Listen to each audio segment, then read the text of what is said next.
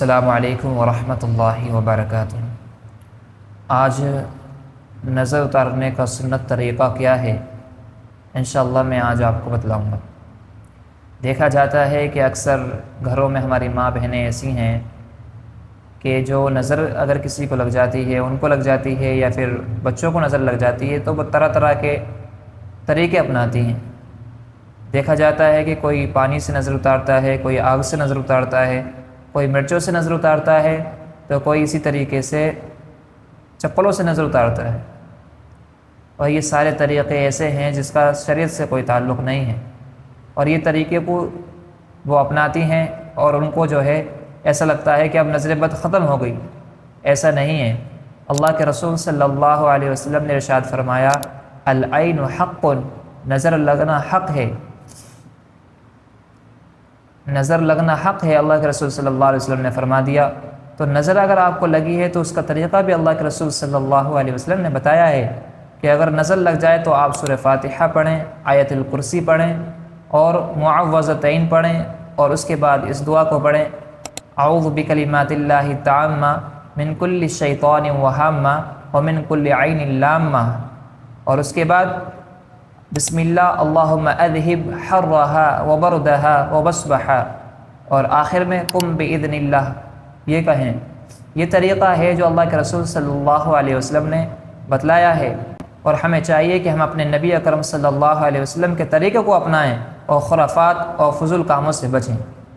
اگر آپ کو نظر لگی ہے، آپ کے بچوں کو نظر لگی ہے، تو آپ کو چاہیے کہ آپ اس عمل کو کریں جو نبی اکرم صلی اللہ علیہ وسلم نے بتلایا ہے۔ اللہ کے رسول صلی اللہ علیہ وسلم نے بتایا کہ آپ سورہ فاتحہ پڑھ لیں، اعوذ باللہ من الشیطان الرجیم، بسم اللہ الرحمن الرحیم، الحمد للہ رب العالمین، الرحمن الرحیم، مالک یوم الدین، ایاک نعبد و ایاک نستعین، اہدنا الصراط المستقیم، صراط الذین انعمت علیہم غیر المغضوب علیہم ولا الضالین۔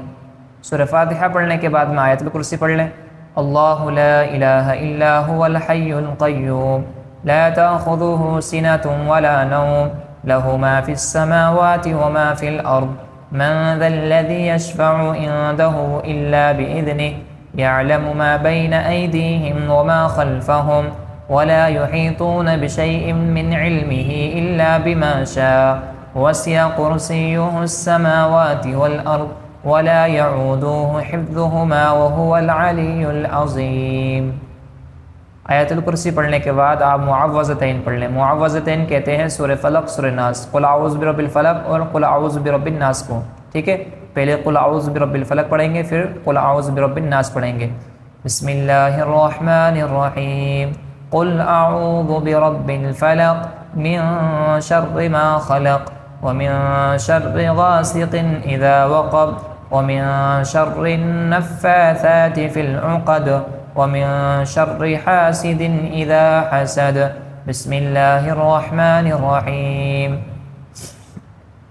قل اعوذ برب الناس ملک الناس الہ الناس من شر الوسواس الخناس الذي يوسوس في صدور الناس من الجنة والناس۔